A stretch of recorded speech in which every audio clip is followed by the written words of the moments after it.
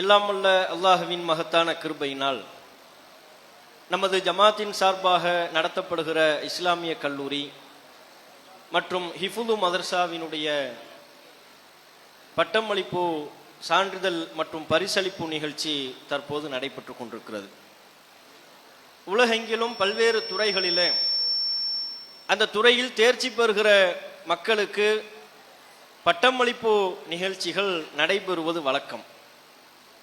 நீதித்துறை, பொறியியல் துறை என்று எண்ணற்ற துறைகளின் சார்பாக உலகெங்கிலும் பட்டம் வழங்கக்கூடிய நிகழ்ச்சியை சிறப்பாக நடத்தி கொண்டுதான் இருக்கிறார்கள். அவைகள் இந்த உலக வாழ்க்கையிலே மனிதர்களுக்கு தேவைதான், அவசியம்தான் என்றாலும் கூட இப்போது நடைபெற்று கொண்டிருக்கக்கூடிய இந்த பட்டமளிப்பு நிகழ்ச்சி அவை அனைத்திலிருந்தும் முற்றிலும் வேறுபட்டு தனித்து சிறப்புற்று விளங்கக்கூடிய ஒன்றாக இருக்கிறது. காரணம், அல்லாஹு ரப்புல் ஆலமீன் இந்த உலக வாழ்க்கையில எதனை மிகச் சிறப்பானது, உயர்வானது என்று சொன்னானோ அவனுடைய மார்க்கத்தை கற்று அதனை பிற மக்கள் மத்தியில எடுத்து சொல்ல வேண்டும் என்கிற நோக்கில் வழங்கப்படுகிற பட்டமளிப்பு நிகழ்ச்சி இது. ஒமன் அஹ்சனு கௌலம் மிம்மன் தஆ இலல்லாஹி வ அமில சாலிஹன் வ கால இன்னனி மினல் முஸ்லிமீன். அல்லாஹ்வை நோக்கி அழைப்பவரை விட அழகிய சொல்லை சொல்பவர் யார்? தானும் நல்ல அமல்களில் ஈடுபட்டு தன்னை முஸ்லிம் என்று உலக மக்கள் மத்தியில பறைசாற்றி அல்லாஹ்வை நோக்கி, அவனுடைய வார்த்தையை நோக்கி, அவனுடைய மார்க்கத்தை நோக்கி அழைக்கக்கூடிய நபர்களை விட இந்த உலகில் அழகிய சொல்லை சொல்பவர்கள் யார் என்று கேள்வி எழுப்புகிறான். உலகத்தில் எல்லா துறையும் அவசியம் என்றாலும் கூட, எல்லா துறையிலும் ஒரு இயக்கம் இருந்து கொண்டே இருக்கும் என்றாலும் அவற்றையெல்லாம் விட பன்மடங்கு அதிகமாக இந்த தீனுக்கான துறை, குர்ஆனை கற்கக்கூடிய, குர்ஆனை மனனம் செய்யக்கூடிய, அந்த குர்ஆன் மக்களுக்கு என்ன செய்தியினை சொல்கிறது என்பதை கற்று அறிந்து அதை பிற மக்கள் மத்தியில் எடுத்து சொல்லக்கூடிய இந்த மார்க்கத்திற்கான பணி நடைபெற்று கொண்டே இருக்க வேண்டும். அந்த பணியைத்தான் அல்லாஹு ரப்புல் ஆலமீன் சிறப்பான பணி என்று சொல்கிறான். ஆலிம்களின் அவசியத்தை அறிந்து கொள்வதற்கு முன்பு அல்லாஹ்வினுடைய பார்வையில் ஒரு மனிதனுக்கு, ஒரு முஸ்லிமுக்கு இந்த மார்க்கம் எவ்வளவு அவசியமானது, இந்த தீனுடைய கல்வி எவ்வளவு முக்கியத்துவம் வாய்ந்தது, அதனை நாம் புரிந்து கொள்ள வேண்டும். நபிகள் நாயகம் ஸல்லல்லாஹு அலைஹி வஸல்லம் அவர்கள் ஒவ்வொரு நாளும் அல்லாஹ்விடத்தில் ஒரு பிரார்த்தனை செய்வார்கள். அல்லாஹும்ம அஸ்லிஹ் லி தீனி அல்லதி ஹுவ இஸ்மத்து அம்ரி. இறைவா, என்னுடைய எல்லா காரியங்களுக்கும் எது பாதுகாப்பு அரணோ அத்தகைய இந்த தீனை எனக்கு சீராக்கித்தாள். எப்படி ஒரு பிரார்த்தனையை நபிகள் நாயகம் அவர்கள் அல்லாஹ்விடத்தில் முன்வைக்கிறார்கள்? தம்முடைய பிரார்த்தனையில் முதலாவதாக எதனை கோருகிறார்கள் அல்லாஹ்விடத்தில்? அல்லாஹும்ம அஸ்லிஹ் லி தீனி, இறைவா என்னுடைய தீனை எனக்கு நீ சீராக்கித்தாள். என்னிடத்தில் இந்த தீன் நிலை பெற வேண்டும், என்னுடைய சொல்லில் என்னுடைய செயலில் இந்த தீன் மிளிர வேண்டும், இந்த மார்க்கத்திற்கு நான் முக்கியத்துவம் வழங்க வேண்டும். ஏன்? அல்லதி ஹுவ இஸ்மத்து அம்ரி, அந்த தீன் தானே என்னுடைய காரியங்களின் பாதுகாப்பு அரண். இந்த உலகத்திலே எல்லாவித குழப்பங்களிலிருந்தும் நாம் நம்மை தற்காத்துக் கொள்ள வேண்டும் என்றால், நாம் நம்பக்கூடிய மரணத்திற்கு பிறகான மறுமை வாழ்விலே வெற்றியை நிலைநாட்ட வேண்டும் என்றால் அதற்கு இந்த தீன் எனக்கு முக்கியமானது. இந்த உலகத்தில் நான் ஏமாற்றப்படாமல் இருப்பதற்கு, இந்த உலகத்தில் நான் தரிகட்டு போகாமல் இருப்பதற்கு, இந்த உலகத்தில் சரியான பாதையில் நடைபெறுவதற்கு தீன் எனக்கு முக்கியமானது. தீன் என்பது எது? குர்ஆன் நமக்கு சொல்லித்தரக்கூடிய கல்வி. நபிகள் நாயகம் அங்கே வலியுறுத்தக்கூடிய தீன் என்பது எது? நபிகள் நாயகம் ஸல்லல்லாஹு அலைஹி வஸல்லம் அவர்கள் நமக்கு குர்ஆனை கற்றுத்தந்த ஹதீஸுகள். அந்த தீன் தான் ஒவ்வொரு முஸ்லிமுக்குமான பாதுகாப்பு என்பதை நபிகள் நாயகம் அவர்கள் தம்முடைய பிரார்த்தனையின் மூலம் நிலைநாட்டுகிறார்கள். அப்படி என்றால் ஒரு முஸ்லிமுக்கு இந்த தீனுக்கும் அவனுக்குமான நெருக்கம் என்ன, தொடர்பு என்ன, அவசியம் என்ன என்பதை புரிந்து கொள்ள வேண்டும். இன்னும் சில செய்தியின் வாயிலாக தீனுக்கான அவசியத்தை ரசூலுல்லாஹ் நமக்கு வலியுறுத்தினார்கள். அல்லாஹ்வின் தூதர் சொன்னார்கள், துன்கஹுல் மர்அத்து லி அர்பஇன், ஒரு பெண் 4 காரணங்களுக்காக மனம் முடிக்கப்படுகிறாள். லி ஜமாலிஹா, அவளுடைய அழகை பார்த்து திருமணம் செய்கிறார்கள். ஒலி நசபிஹா அவளுடைய அந்தஸ்தை பார்த்து திருமணம் செய்கிறார்கள், ஒலி மாலிஹா அவளிடம் உள்ள சொத்தை பார்த்து திருமணம் செய்கிறார்கள், ஒலி தீனிஹா அவளிடம் காணப்படுகிற தீன் மார்க்க பற்றி அதை பார்த்தும் திருமணம் செய்கிறார்கள். இந்த நான்கும் அல்லாஹ்வின் தூதர் காலம் தொட்டு இன்றைக்கு வரையிலேயும் நடைமுறையில் இருக்கிறது. சிலருக்கு பொருளாதாரம் முக்கியம், சிலருக்கு அழகு முக்கியம், சிலருக்கு தாம் எந்த பெண்ணை திருமணம் செய்யவிருக்கிறோமோ அந்த பெண் சமூகத்தில் எத்தகைய குடும்ப அந்தஸ்தை பெற்றவள் அது முக்கியம். சிலர் மார்க்க பற்றி பார்ப்பார்கள். மக்களின் நடைமுறையை குறிப்பிட்டு விட்டு நபிகள் நாயகம் சொன்னார்கள், ஃபஃபர் பிதாத்தி தீன், தீனுடையவளை தேர்வு செய்து வெற்றி பெற்றுக்கொள். அழகில் வெற்றி இல்லை, அந்தஸ்து உள்ள பெண்ணை தேர்வு செய்வதில் வெற்றி இல்லை, பொருளாதாரத்தை நிறைய குவித்து வைத்திருக்கிற பெண்ணை மணப்பெண்ணாக தேர்வு செய்வதில் வெற்றி இல்லை. எந்த பெண்ணிடத்தில் தீன் இருக்கின்றதோ, குர்ஆனினுடைய கல்வி இருக்கின்றதோ, சுன்னா நபிகள் நாயகம் ஸல்லல்லாஹு அலைஹி வஸல்லம் அவர்களின் நபிமொழிகளை நடைமுறைப்படுத்தக்கூடிய பற்று இருக்கின்றதோ அந்த பெண்ணை நீ மணப்பெண்ணாக தேர்வு செய்வதன் மூலம் வெற்றி பெற்றுக்கொள் என்று நபிகள் நாயகம் ஸல்லல்லாஹு அலைஹி வஸல்லம் அவர்கள் சொன்னார். ஒரு மனிதனின் வெற்றியை இங்கேயும் அல்லாஹ்வின் தூதர் தீனோடு இணைக்கின்றார்கள். குர்ஆன்ல தாப்பா உனக்கான வெற்றி இருக்கு. உன்னுடைய வாழ்வில் திருமணம் என்பது மிக முக்கியமான ஒரு அங்கம். ஆணாக இருந்தாலும் பெண்ணாக இருந்தாலும் அவர்கள் இருவருக்குமான செய்திதான் அது.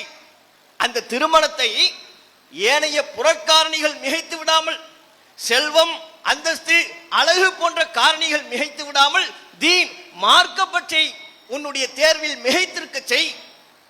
அதுவே உனக்கான வெற்றி. அப்படின்னா ஒரு முஸ்லிமுக்கு இந்த தீன் எவ்வளவு முக்கியமானது. மறுமையில் வெற்றி பெறுவதற்கு இந்த மார்க்கம் வேண்டும், குர்ஆனினுடைய கல்வி வேண்டும், நபிகள் நாயகம் ஸல்லல்லாஹு அலைஹி வஸல்லம் அவர்களின் சுன்னாவை பற்றிய அறிவு வேண்டும். எந்த அளவிற்கு இது முக்கியம் என்றால், ஒரு நாட்டை பாதுகாப்பதில் ராணுவத்தை கட்டமைப்பது எப்படி முக்கியமோ, ராணுவ தளவாடங்களை ஏற்படுத்துவது, போர் கருவிகளை உற்பத்தி செய்வது, இதுவெல்லாம் ஒரு நாட்டிற்கு எப்படி முக்கியமோ அதுபோல சமூகம் சீர்கெடாமல் அவர்களின் சிந்தை பாதுகாக்கப்பட வேண்டும் என்றால், அவர்களின் ஒழுக்க வாழ்வு சிதைக்கப்படாமல் இருக்க வேண்டும் என்றால், அங்கே தீனை நிலைநாட்டக்கூடிய ஆலிம்கள், மார்க்கத்தை கற்றறிந்த, திருக்குர்ஆனை கற்றறிந்த, நபிமொழியை கற்றறிந்த ஆலிம்களின் இருப்பும் மிக மிக அவசியமானது. நாட்டையும் நாட்டு எல்லையை பாதுகாப்பதற்கு ராணுவ வீரர்கள் தேவை. அதுபோல மக்கள் மத்தியிலே ஒழுக்கம் நிலைநாட்டப்படுவதற்கு, அவர்களின் ஒழுக்க வாழ்வு பாதுகாக்கப்படுவதற்கு, அவர்களின் சிந்தனை கெட்டு போகாமல் பாதுகாக்கப்படுவதற்கு மார்க்கத்தை கற்றறிந்த ஆலிம்கள் தேவை. அதை அல்லாஹ் திருக்குர்ஆனிலேயே வலியுறுத்துகிறான். அல்லாஹ் சொல்லுகிறான், ஒமா கானல் முஃமினூன லியன்ஃபிரு காஃபா. அல்லாஹ்வின் தூதர் அவர்கள் தாம் வாழ்ந்த காலத்தில் யுத்தத்திற்கு அழைப்பு விடுக்கின்ற பொழுது அல்லாஹ் ஒரு நிபந்தனையை முன்வைக்கிறான். என்ன? எல்லோரும் ஒட்டுமொத்தமாக யுத்தத்திற்கு புறப்பட்டு விடக்கூடாது. போங்க, அங்கே யுத்தம் செய்ய போருங்கள், அங்கே மக்கள் காக்கப்பட வேண்டும், ராணுவ வீரர்களாக வாருங்கள் என்று அழைப்பு விடுத்தா எல்லாரும் போயிடாதீங்கிறான். ஒமா கானல் முஃமினூன லியன்ஃபிரு காஃபா. மூமின்கள் ஒட்டுமொத்தமாக புறப்பட்டு செல்வது தகாது, கூடாது. அழைப்பது யார்? நபிகள் நாயகம், அல்லாஹ்வின் தூதர். அழைக்கப்படுவது சத்தியத்திற்கான, மக்களை காப்பதற்கான யுத்தம் தான். இருந்த போதிலும் எல்லோரும் நீங்கள் சென்று விடக்கூடாது. ஒரு கூட்டம் இருக்க வேண்டும், அவர்கள் மார்க்கத்தை கற்பதற்கு புறப்பட வேண்டும் என்கிறான். ஃபலவுலா நஃபர மின் குல்லி ஃபிர்கத்தின் மின்ஹும் தாயிஃபத்துன். அவர்களிலிருந்தும் உள்ள ஒவ்வொரு கூட்டமும், ஒவ்வொரு கூட்டத்தில் உள்ள ஒரு சிறு பிரிவும் அவர்கள் புறப்பட்டு செல்ல வேண்டாமா? லியத்தஃபக்கஹு ஃபித்தீன். இந்த தீனில் விளக்கத்தை பெறுவதற்கு புறப்பட்டு செல்ல வேண்டாமா? ஒரு கூட்டம் எல்லையில போய் பாதுகாப்பை பணியில் ஈடுபடுங்கள், ராணுவ வீரர்களா போங்க, நாட்டை பாதுகாக்க போங்க, மக்களை பாதுகாக்க போங்க, அது தேவை. இன்னொரு கூட்டம் தீன்ல ஃபிக்ஹ் மார்க்க அறிவை எடுப்பதற்கு புறப்பட வேண்டும், அதுக்கு ஒரு கூட்டம் வேணும். வலியுன்திரு கௌமஹும் இதா ரஜஉ இலைஹிம். யுத்தத்திற்கு சென்ற மக்கள் தங்களிடம் திரும்பி வருகின்ற பொழுது அவர்களை மார்க்க அடிப்படையில் எச்சரிக்கை செய்ய வேண்டும்.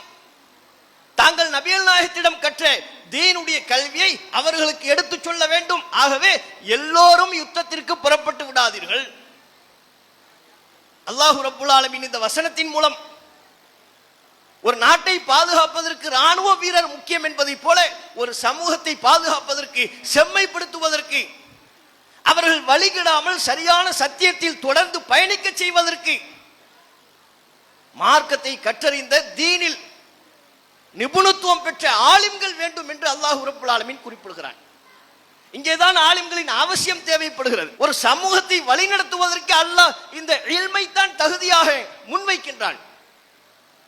இஸ்ரவேல் சமூகத்திலே தங்களுக்கு யுத்தம் செய்வதற்கு, தலைமை தாங்குவதற்கு ஒரு மன்னர் வேண்டும் என்றார்கள். அல்லாஹ் அந்த தூதர் மூலமாக சொன்னான், இன்னல்லாஹ கது பஅஸலக்கும் தாலூத்த மலிகா, அல்லாஹ் உங்களுக்கு தாலூத் என்பவரை மன்னராக நியமித்து விட்டான், அவர் அல்லாஹ் உங்களுக்கு மன்னராக அனுப்பிட்டான் என்று தன்னுடைய தூதர் மூலமாக அல்லாஹ் சொன்னான். அப்போது இஸ்ரவேல் சமூகத்தை சார்ந்த அந்த மக்கள் கேட்டார்கள், அவருக்கு எப்படி அதிகாரம் வரும், அவர் எப்படி மன்னராக இருக்க முடியும்? வலம் யூத்த சாத்தம் மினல் மால், அவருக்கு செல்வம்லாம் இல்லையே, மன்னராக இருக்க வேண்டும் என்றால் அவர் செல்வ வசதி படைத்தவராக இருக்க வேண்டும், செல்வத்தில் கொளிக்க வேண்டும், பொருளாதாரத்தில் திளைத்திருக்க வேண்டும். அந்த வசதியில் அவர்கிட்ட இல்லை. அவர் எங்களை ஆட்சி செய்யக்கூடாது, எங்களுக்கு அவர் மன்னராக இருக்கக்கூடாது. ஏன் அவர் மன்னராக இருக்கக்கூடாது என்பதற்கு அவர்கள் சொன்ன ஒரே காரணம், அவரிடத்தில் பொருளாதாரம் இல்லை. அதான் காரணம். அல்லாஹ் தன் தூதர் மூலமா அந்த மக்களுக்கு பதில் சொல்றான், அவர்கிட்ட பொருளாதாரம் இல்லாம இருக்கலாம், அல்லாஹ் அவரை தேர்வு செஞ்சுட்டான், அவர் தான் உங்களை வழிநடத்த போறார். இந்த யுத்தத்தில் உங்களை வழிநடத்துகிற தளபதி அவர்தான், உங்களுக்கான மன்னர் அவர்தான். ஏன் அவருக்கு பொருளாதாரம் இல்லாம இருக்கலாம், அவருக்கு கல்வி ஞானத்தில் விசாலமான கல்வி ஞானத்தை அல்லாஹ் அதிகப்படுத்தி இருக்கிறான். இல்மு இருக்குப்பா அவருக்கு. இல்மு என்று அல்லாஹ் குறிப்பிடுவது அல்லாஹ் நமக்கு கற்றுத்தரக்கூடிய இல்மு, இறைவனின் புறத்திலிருந்து மக்களை வழிநடத்துவதற்கு தேவையான வஹி என்கிற இல்மு, இறை செய்தி என்கிற கல்வி, அது அவருக்கு இருக்கு. அல்லாஹ் அதை அவருக்கு கூடுதலாகவே கொடுத்திருக்கிறான். அதுக்கப்புறம் யுத்தத்தில் பங்கெடுப்பதற்கு என்ன வேண்டும், ஒரு மன்னருக்கு என்ன வேண்டும், உடல் வலிமை வேண்டும். வல் ஜிஸ்ம், அல்லாஹ் அவருக்கு உடல் வலிமையும் தந்திருக்கிறான். காசு பணம் இல்லாம இருக்கலாம்,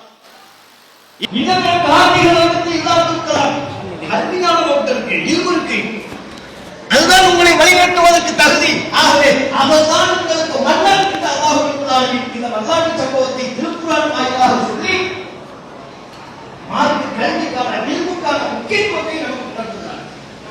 அதனால்தான் திருக்குர்ஆனிலே நபிகள் நாயகம் ஸல்லல்லாஹு அலைஹி வஸல்லம் அவர்களுக்கு அல்லாஹ் உத்தரவிடுகின்ற பொழுது ஒரு பிரார்த்தனையை கேட்குமாறு அல்லாஹ் உத்தரவிடுகிறான். குல் நபியே நீங்கள் சொல்லுங்கள், ரப்பி ஜித்னி இல்மா, இறைவா எனக்கு இல்மை அதிகப்படுத்து, ஞானத்தை அதிகப்படுத்து. நீங்க குர்ஆன்ல ஃபுல்லா பாருங்க, அல்லாஹ் எங்கேயுமே ரசூலுல்லாஹ்வுக்கு யா அல்லாஹ் எனக்கு செல்வத்தை அதிகப்படுத்துன்னு ஒரு துஆவை கற்றுக் கொடுக்கல, யா அல்லாஹ் எனக்கு அந்தஸ்தை அதிகப்படுத்து என்கிற ஒரு துஆவை கற்றுக் கொடுக்கவில்லை, யா அல்லாஹ் எனக்கு அழகை அதிகப்படுத்து என்கிற துஆவை கற்றுக் கொடுக்கவில்லை. அவற்றையெல்லாம் கேட்பது ஒரு மனிதரின் தனிப்பட்ட தேர்வாக இருக்கலாம். ஆனால் அல்லாஹ் தன்னுடைய தூதருக்கு கற்றுக் கொடுத்தது ஒன்றை அதிகப்படுத்த வேண்டும் என்கிற கோரிக்கையை இடத்தில் வை என்று சொன்னது இல்மை பற்றித்தான். குல் ரப்பி ஜித்னி இல்மா, இறைவா எனக்கு இல்மை தா. குர்ஆனினுடைய இல்மை.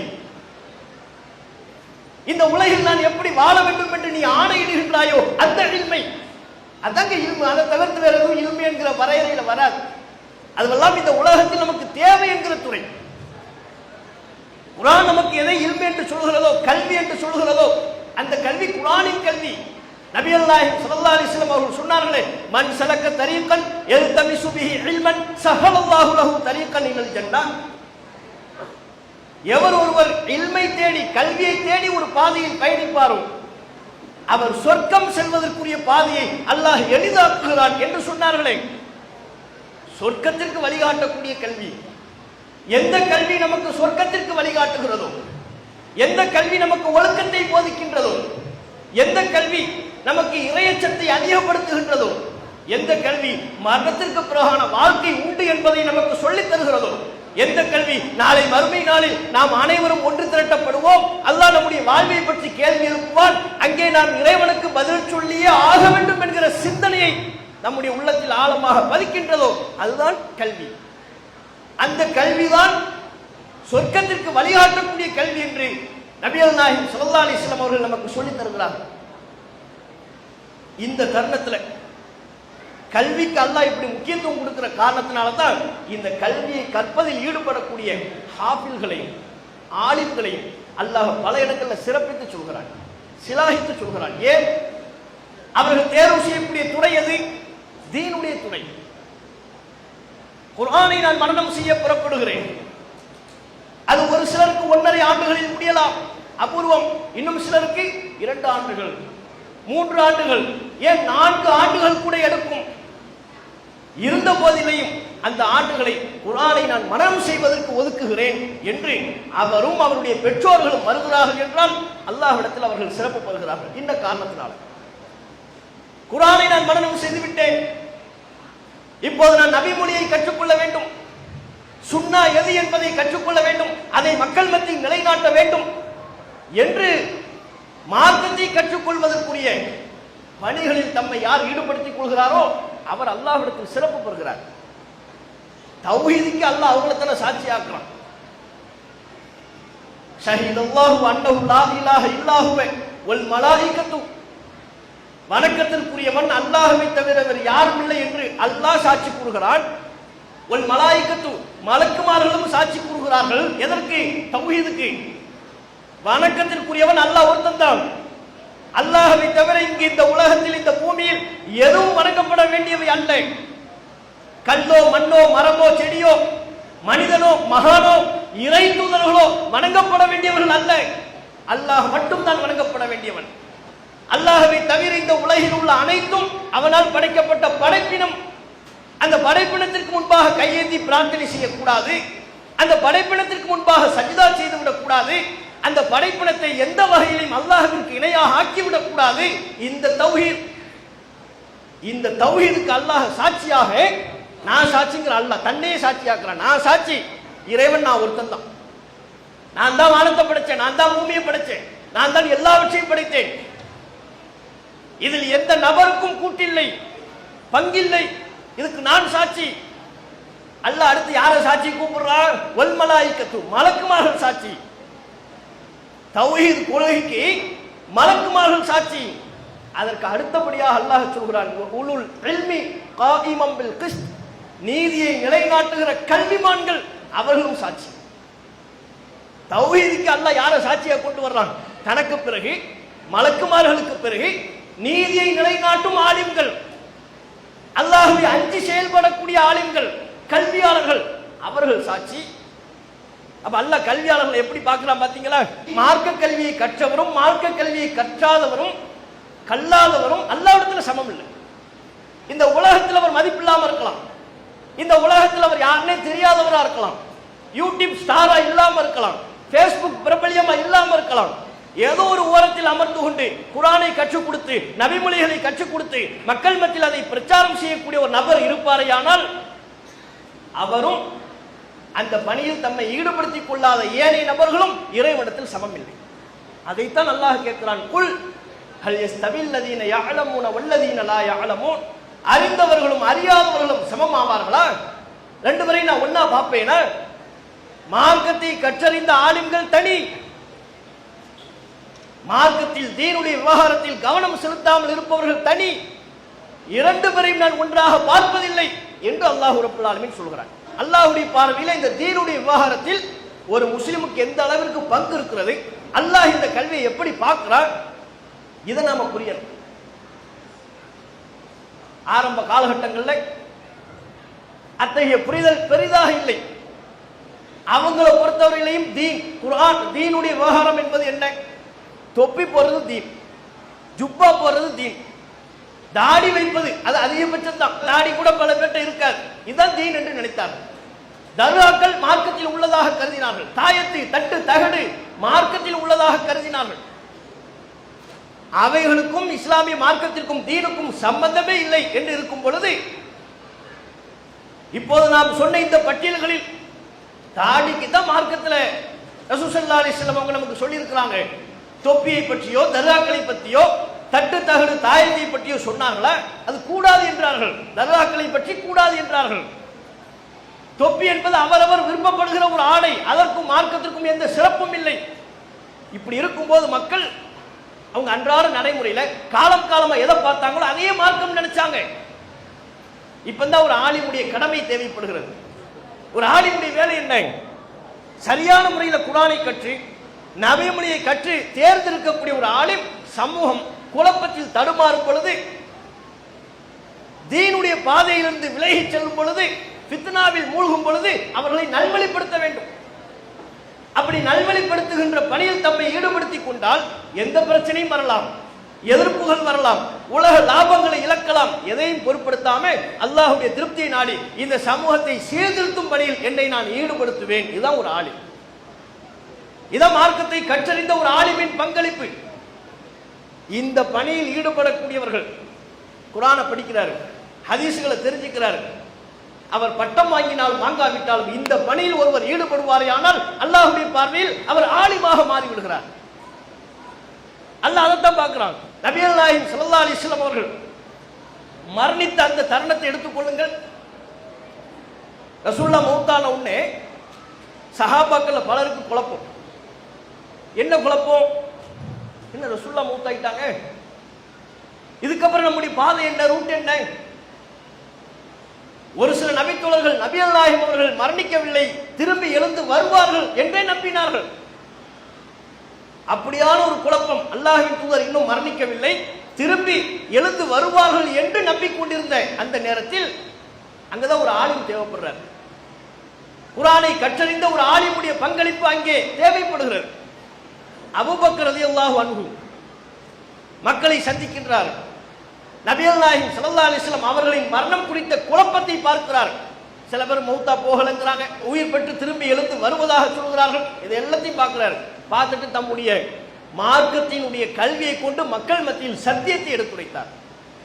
நபிகள் நாயகத்தின் உடலை பார்த்த மாத்திரத்தில் சொன்னார், திபுத்த ஹய்யவோ மையித்தார், நீங்கள் உயிரோடு இருக்கும் போதும் நறுமணம் கமழ்ந்தீர்கள், அல்லாஹ்வின் தூதர் தூய்மையை பேணினார்கள், நீங்கள் மரணித்ததற்கு பிறகும் நறுமணம் கமழ்கிறீர்கள் என்று அல்லாஹ்வின் தூதர் மரணித்து விட்டார்கள் என்கிற ஹக்கை, சத்தியத்தை எடுத்து சொன்னார்கள். மக்களை எல்லாம் அழைத்தார்கள். ஒவ்வொருவரும் அந்த கூட்டத்தில் உரை நிகழ்த்த வேண்டும் என்று விரும்பினார்கள்.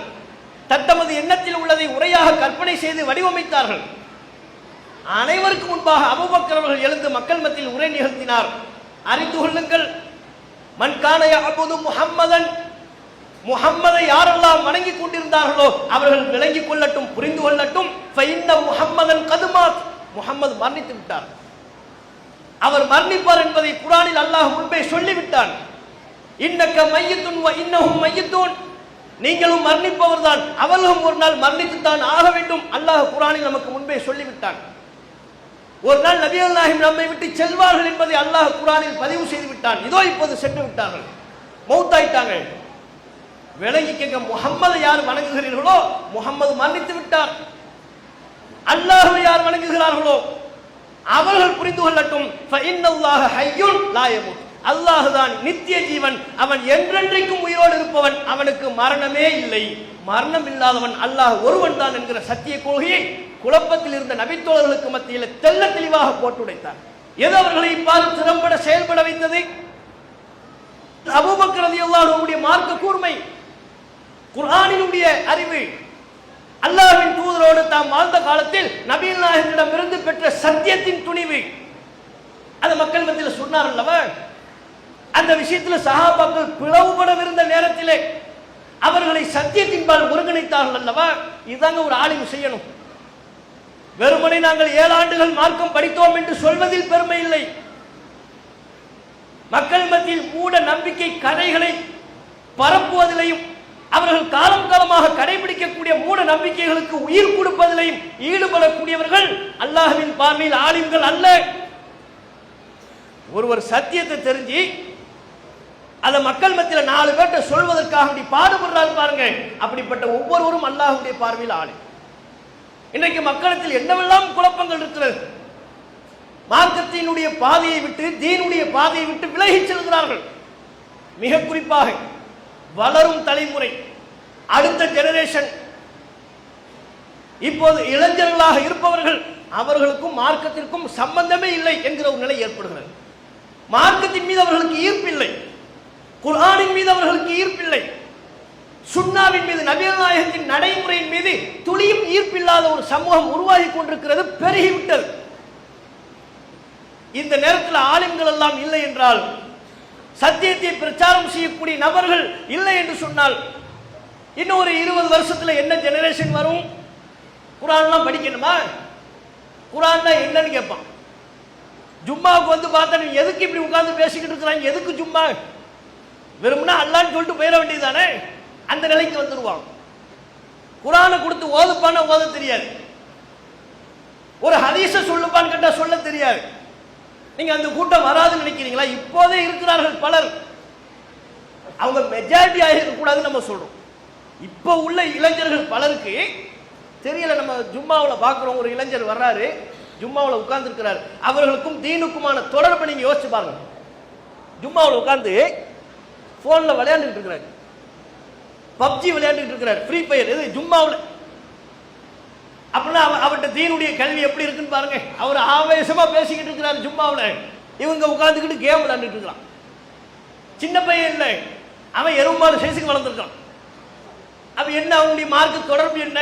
ஜும்மாவில் வந்தா இமாம் நிகழ்த்தக்கூடிய உரையை கேட்கணுங்கிற அடிப்படையே தெரியலையே, அது கூட தெரிய வேண்டாம். ஜும்மாவில் பள்ளிவாசலுக்கு வர்றதனுடைய நோக்கமே தெரியலையே. அங்க வந்து உட்கார்ந்துக்கிட்டு பேஸ்புக் பார்த்துக்கிட்டு இருக்கிறாரு, அங்க வந்து உட்கார்ந்து கொண்டு கேம் விளையாண்டு கொண்டிருக்கிறார். ஒரு தடவை தலைமையில் ஒரு ஜும்மா நடக்குது. இந்த பிப்ரவரி 14 காதலர் தினத்தை பத்தி பேசிக்கிட்டு இருக்கிறாங்க. அப்ப நம்ம ஜும்மாவுக்கு போல பள்ளிவாசல உட்கார்ந்துருந்தோம். காதலர் தினத்தை பத்தி பேசிக்கிட்டு இருக்கும்போது 2 யங்ஸ்டர் இட பக்கத்தில் உட்கார்ந்து இருக்கிறாங்க. 2 பேர்ல ஒருத்தன் சொல்றான், உன்னை பத்தி தான் பேசுறாரு. இந்த பக்கத்துல இருந்து அவன் இந்த சைட்ல இருந்து வர்றான். பாய் அவன் என்ன சொன்னான்னு கேளுங்கிறான். எது நம்மள இவன்கிட்ட இருந்து கேட்டு அவருக்கு அந்த செய்தியை பாஸ் பண்ணணுமா? அல்ல புனிதமான வேலை இல்லை. ஜும்மாவில் பேசக்கூடாதுங்கிற ஒழுக்கம் தெரியல, அதப்பு தெரியல. இளைஞர்கள் யங்ஸ்டர் தீனுடைய அடையாளமே உலகத்தில் இல்லாமல் இருக்கிறது. கிழிஞ்ச பேண்ட போடுறாங்க, கிழிஞ்ச பேண்ட போடுறாங்க. எப்படி நியாயப்படுத்துறாங்க? நீங்க சொல்லுங்க பதில். அது எப்படி நியாயம்? முட்டுக்கால ஃபுல்லா கிழிஞ்சிருக்கு, ஏன் கிழிச்சு விட்டுருக்கான் பிளேடை வச்சு. இந்த பக்கமும் கிழிச்சிருக்கலாம் பிளேடை வச்சு. 10 குறைக்கு பாக்கெட்டை வேற கிழிக்கிறான். இந்த பக்கம் கையில இந்த பக்கெட் வேற ஜீன்ஸ் ஷர்ட்டை போட்டுக்கிட்டு இங்க கிழிக்கிறான். கேட்டா ஃபேஷன்ங்கிறான். அது எப்படி நல்லா இருக்கிற ஆடையை கிழிச்சுக்கிட்டு அதை எப்படி ஃபேஷன் சொல்ல முடியும்? அதை எப்படி பெற்றோர்கள் அனுமதிக்கிறாங்க, சரி காண்கிறார்கள்? நம்ம வீட்டில் ஒரு ஜும்மாவில் இது மாதிரி ஒரு நிகழ்ச்சியில கைலி உடுத்திட்டு வர நம்ம தகப்பனாரோ மாமாவோ கைலி உடுத்திட்டு வர்றாரு. இந்த பக்கம் கத்தியை வச்சு கிழிச்சிக்கிட்டு வர்றாரு. வெள்ளை கைலி முட்டுக்காலில் கிழிஞ்சிருக்கு, கால் பக்கத்துல எல்லாம் கிழிச்சுக்கிட்டு வர்றாரு. கிழிச்சுக்கிட்டு வந்தா ஏத்துக்குவோம், ஃபேஷன் சொன்னா ஏத்துக்குவோமா? அப்ப பேண்ட்ல கிழிச்சுக்கிட்டு வந்தா, ஜீன்ஸ் பேண்ட்ல கிழிச்சுக்கிட்டு வந்தா ஃபேஷன். நம்ம சமுதாயத்தை சார்ந்த இளைஞர்கள் அப்படி திரிகிறார்கள். இதுக்கெல்லாம் என்ன காரணம்? தீனுடைய தொடர்பு இல்லாததானே, குர்ஆனுடைய கல்வி இல்லாததானே காரணம். ஒரு காலத்தில் திருமணங்கள் நடைபெறுகின்ற பொழுது அந்த திருமணங்கள் எல்லாம் இஸ்லாத்தை மீறிய சடங்கு சம்பிரதாயம் என்று பார்த்தால் குறிப்பிட்ட சிலவை. வாழைப்பந்தல் கட்டியிருப்பாங்க, ஆரத்தி எடுப்பாங்க, ஒரு நாவுரணிப்பா பாட்டு, இவ்வளவுதான். விரல் விட்டு நீங்க எண்ணிடலாம். ஆனா இன்னைக்கு வாழைப்பந்தலை தாண்டி, ஆரத்தி எடுக்கிறத தாண்டி சினிமா பாட்டு, ஆடல் பாடல், பட்டாசு வெடிக்கிறது. உள்ளுக்குள்ள இது மாதிரி ஒரு மண்டபத்தில் கல்யாணம் நடக்குதுன்னு வைங்க, உள்ளுக்குள்ள சினிமா பாட்டு அப்படி அதிருது. ஸ்பீக்கர்ல எல்லாம் சினிமா பாட்டை போட்டு மாப்பிள்ளை தவறாம தொப்பி போட்டிருப்பாரு. அது ரொம்ப முக்கியம் இல்லை. ஜுப்பா போட்டிருப்பாரு, தொப்பி போட்டிருப்பாரு, முகமே தெரியாத அளவுக்கு மாலையை போட்டிருப்பாரு. அப்படியே ஃபுல்லா முகம் ஃபுல்லா தனித்தனி மாலையா தொங்கும். மாப்பிள்ளை நண்பர் மாப்பிள்ளை பார்க்கறதா இருந்தா கூட அதை விளக்கித்தான் பார்க்கணும். பாய் நாளைக்கு நல்லா இருக்கீங்களா, அதை விளக்குனா தான் முகமே தெரியும். முகத்தையே மறைக்கிற அளவுக்கு மாலை எல்லாம் போட்டுக்கிட்டு இருப்பாரு. அஜரத்தும் உட்கார்ந்து இருப்பாரு. ஆனா என்ன, ஸ்பீக்கர் அதுல பாட்டு. மாப்பிள்ளை தோழர்கள்ங்கிற சில ஷைத்தான்கள் இப்லீஸ்கள் இருப்பாங்க. அவங்க வந்து என்ன அப்படியே இந்த கலர் அடிக்கிறது, ஸ்ப்ரேயை தூவுறது, அவங்க உட்கார்ந்துக்கிட்டு ஆடுறது. பிரமத கலாச்சாரத்தை அப்படியே காப்பி அடிக்க ஆரம்பித்து விட்டார்கள். திருமணம் நடக்கும் பொழுது கையெழுத்து போட்டால் நீங்க உடனே கிளம்பிடுறாங்க. இந்த மாப்பிள்ளை தோழர்கள்ங்கிற இப்ளீஸ் எங்க உட்கார்ந்தாங்க தெரியல, வந்து தும்மு தும்முன்னு பாட்டு போட்டு ஆட ஆரம்பிக்கிறாங்க, டான்ஸ் ஆடுறாங்க. அதை விட இன்னும் சில ஊர்களில் உள்ள கொடுமை, ஸ்டேஜில் மாப்பிள்ளை பொண்ணு மட்டும் இருக்க மாட்டாங்க. இங்க பாட்டுக்கிட்டு மாப்பிள்ளை வராரு பொண்ணு வராருன்னு பாட்டு இருக்கும். எங்கடா மாப்பிள்ளையும் காலம் பொண்ணையும் காலம்னா கூட்டத்தை பொழந்துக்கிட்டு வருவார் புல்லட்ல. அந்த புல்லட்டுக்கு பின்னால இவங்க முன்னால உட்கார்ந்துருப்பாங்க, அந்த அம்மா ஸ்ரீதேவி பின்னால உட்கார்ந்துருப்பாங்க. இன்னும் கையெழுத்தே ஆகல, திருமண ஒப்பந்தமே முடியல. அதுக்குள்ள மாப்பிள்ளை வராரு பொண்ணு வராரு ரெண்டு பேரும் ஒரே புல்லட்ல கூட்டத்தை பொழந்துக்கிட்டு நடுவுல வர்றாரு. இங்கிட்டு புல்லட்டை ஸ்டாண்ட் பண்ணிக்கிட்டு அதை நிப்பாட்டிட்டு இப்படி மேலே ஏறிடுவாங்க. இந்த கல்ச்சர்லாம் நடக்குது நம்ம சமுதாயத்தில். பட்டாசு வெடிக்கிறாங்க, ஆடல் பாடல் நடக்குது. நம்ம சமுதாய திருமணத்தை பார்த்தா இது நம்ம சமுதாய திருமணமா என்று ஆச்சரியப்படக்கூடிய அளவிற்கு பிளக்ஸ் வைக்கிறதுல இருந்து பேனர் கட்டுறதுல இருந்து எல்லா கல்ச்சரும் இவ்விடத்துல வந்துருச்சு. இது எப்படி வருது? இப்படி வரும் பொழுது மார்க்கத்தை கற்றறிந்தவர்கள் அமைதியாக இருக்க முடியுமா? ஒரு சமூகம் ஒழுக்கத்தில் தவறும் பொழுது, மார்க்கத்தின் பாதையை விட்டு விலகி பயணிக்க முற்படும் பொழுது நாம் அதை வேடிக்கை பார்த்து கொண்டிருக்க முடியுமா? இங்கேதான் சமுதாயத்தை சீர்திருத்துவதற்கு ஆளுங்களின் தேவை அவசியமாகிறது. ஒரு சமூகத்தில் மருத்துவர்கள் எப்படி முக்கியமோ, ஐஏஎஸ் ஐபிஎஸ் எப்படி முக்கியமோ, நியாயத்தின் வழிநடத்துகிற நீதிபதி எப்படி முக்கியமோ, அது போலவே ஒரு சமூகத்தை ஒழுக்கத்தோடு வழிநடத்துவதற்கு ஆளுங்களும் முக்கியம். ஆளுங்கள் இல்லை என்றால் இந்த சமுதாயம் சீர்கட்டு போகும், வழிகட்டை நோக்கி விரைவார்கள். மார்க்கத்தின் பெயரால் எதை சொன்னாலும் நம்பக்கூடிய கூட்டமாக மாறி விடுவார்கள்.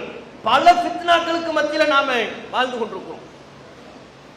ஒரு பக்கம் நவீன கலாச்சாரம் என்கிற பெயரில் பிற மத கலாச்சாரத்தை நோக்கி விழுகிறார்கள். சினிமா பார்த்தா என்ன தப்பு? இப்ப எல்லாருமே கேட்க ஆரம்பிச்சிட்டாங்க, சினிமா பார்த்தா என்னங்க? சமீபத்தில் ஹபீபின்னு ஒரு சினிமா படத்தை எடுத்தாங்க. அதுக்கு குறிப்பிட்ட ஊர்ல இருந்து பொருளாதார ஃபண்டிங் தயாரிப்பு செலவு பண்ணியிருக்கிறாங்க. அந்த படத்தை தயாரிக்கிறதுக்குன்னு செலவு ஆகும்ல பொருளாதாரம், அந்த ஊர்ல இருந்தே பண்ணியிருக்கிறாங்க. அந்த ஊர்ல உள்ள சில மக்கள் லட்சங்களை போட்டு சினிமா படத்தை தயாரிக்கிறது. இப்ப தியேட்டர் காத்தாடக்கூடாது, எல்லாரையும் கூப்பிடணும். எப்படி கூப்பிடுறது? கூப்பிடுறாங்க, தெரு தெருவா கூப்பிடுறாங்க. கூவி ஒரு பிள்ளை புர்காலாம் போட்டிருக்கு, சின்ன பிள்ளை, அதை கையில பிஸ்மில்லான்னு சொல்லி கொடுமா. எது? Ticket, cinema ticket. அந்த பிள்ளை தான் பிஸ்மில்லான்னு சொல்லி கிழிச்சு கொடுக்கணுமா. பிஸ்மில்லா எங்க வந்து நிக்குது பாத்தீங்களா? மார்க்க தீனை விட்டு விலகிறது நடத்தின இது வருது. இன்னைக்கு பிஸ்மில்லான்னு சொல்லி டிக்கெட் கிழிச்சு கொடுப்பான், நாளைக்கு பிஸ்மில்லான்னு ஒரு மதுக்கடையை திறப்பான், இன்னொருத்தர் பிஸ்மில்லான்னு சொல்லி இன்னும் தவறான விஷயங்களில் ஈடுபட துவங்குவார்கள். அப்ப சினிமா படத்தை பார்க்க வாங்கன்னு ஒரு கூட்டம் கூப்பிட்டு இருக்கலாம். கேட்டா இதெல்லாம் நவீனம்ங்க. இந்த நவீனத்தை தவிர்த்து விட்டு நம்மால் வாழ முடியாது. இந்த நவீனத்தை நாம் பயன்படுத்த வேண்டும். இன்னொரு பக்கம் மார்க்கத்தை கற்றறிந்தவர்கள் என்று சொல்பவர்களே சினிமாவுக்கு திரைக்கதை வசனம் எழுதுகிறார்கள். மக்கள் மத்தியில் சினிமாவை பாருங்க, இது மாதிரி இன்னும் பல நூறு சினிமாக்கள் எடுக்கணுங்கிறாங்க. எங்க போறது நம்ம சமுதாயம்? எந்த பாதையை தேர்வு செய்கிறார்கள்? அப்ப இப்படியான ஒரு பாதையில் செல்கின்ற பொழுது நாம அமைதியா இருக்க முடியுமா? ஆலிம்கள் என்பவர்கள் சத்தியத்தை பற்றி எடுத்து சொல்ல வேண்டாமா? இந்த சினிமா என்கிற பெயரில் எதை மலினப்படுத்துகிறார்கள்? எத்தகைய ஒழுக்கக்கேட்டை மக்கள் மத்தியில் விதைக்கிறார்கள்? ஆபாசத்தை நார்மலைஸ் பண்றாங்க, ஆண் பெண் தொடர்பை நார்மல் செய்கிறார்கள். ஒரு பெண்ணை ஈர்க்க வேண்டும் என்பதற்காக நீ என்ன வேண்டுமானாலும் சாகசம் செய்யலாம், அது தப்பில்லை என்கிற கருத்தை மக்கள் மத்தியில் பரப்புகிறார்கள். இதுவெல்லாம் தவறல்லவா? ஒழுக்கக்கேடு அல்லவா? அப்ப ஒழுக்கக்கேட்டை பரப்பிக்கிட்டு இருக்கிறாங்க. இன்னொரு பக்கம் மார்க்கத்தின் பெயரால் பல ஃபித்னாக்கள், குழப்பங்கள் மக்கள் மத்தியில் பரப்பப்படுகிறது. இந்த நேரத்தில் ஒரு நாட்டின் மீது அந்நிய நாடு ஊடுருவலை தொடங்கி கொத்து கொத்தாக குண்டு மலைகளை வீசி அந்த நாட்டு மக்களை கொல்ல முற்படும் பொழுது, அந்த நாட்டின் எல்லைகளை சூறையாட முற்படுகின்ற பொழுது, ஒரு ராணுவ வீரனுக்கு எந்த அளவிற்கு துணிவு முக்கியமோ, எந்த அளவிற்கு வேலைப்பளு இருக்கின்றதோ, அந்த வேலையை அத்தனை இன்னல்களையும் இடர்களையும் தாக்கி நிறுத்தி சமூகத்தையும் நாட்டையும் காப்பதற்காக எப்படிப்பட்ட துணிவோடு பணியில் ஈடுபட வேண்டுமோ அதே போன்ற சவால் தான் இன்றைக்கு ஆலிம்களுக்கு இருக்கிறது. இதனை சரியான முறையில் உணர்ந்து குர்ஆனை கற்றறிந்த ஹாஃபில்களும் அதன் பிறகு மார்க்க கல்வி அவர்கள் தம்முடைய பயணத்தை தொடர இருப்பார்கள் இன்ஷா அல்லாஹ். மார்க்கத்தை கற்றறிந்தவர்களும் சத்தியத்தை தெரிந்து கொண்ட அனைவரும் இந்த தீனை மக்கள் மத்தியில் நிலைநாட்டுவதற்காக, சத்தியத்தை மக்கள் மத்தியில் பரப்புவதற்காக பாடுபட வேண்டும். அத்தகைய நல்வாய்ப்பினை அல்லாஹ் ரப்பல் ஆலமீன் நம் அனைவருக்கும் தந்தருள்வானாக என்று கேட்டு என்னுடைய உரையை நிறைவு செய்து கொள்கிறேன். வாஹு தாவானா அல்ஹம்துலில்லாஹி ரப்பில் ஆலமீன். அஸ்ஸலாமு அலைக்கும் வரஹ்மத்துல்லாஹி வபரகாத்துஹு. அல்லாஹு அக்பர், அல்லாஹ்